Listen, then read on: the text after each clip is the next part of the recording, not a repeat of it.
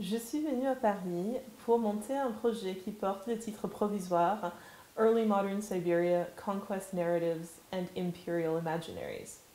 Pendant mon séjour à l'Institut des études avancées, j'ai travaillé sur un projet d'articles portant sur l'époque d'Ivan III, dans la chronique de Nikon, et les débuts de la conquête de la steppe par l'État moscovite. En outre, j'ai entamé une recherche de potentiels collaborateurs pour un projet qui portera sur la conquête de la Sibérie et qui englobe la période qui va de la suzeraineté mongole à la conquête de la Sibérie par l'État moscovite.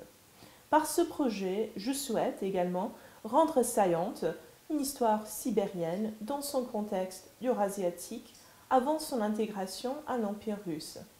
J'ai pris contact avec des chercheurs travaillant sur la linguistique historique turco-altaïque, l'histoire et l'anthropologie sibérienne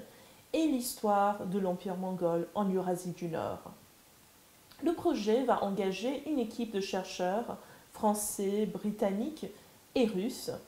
et visera à combler le fossé entre l'historiographie moscovite à partir du XIIIe au XVIIe voire le XVIIIe siècle en langue slavonne, l'historiographie mongole en langue persane et l'histoire de cette région eurasiatique qui intègre des sources épigraphiques turco-altaïques, des objets aussi, ainsi que les langues et cultures sibériennes autochtones.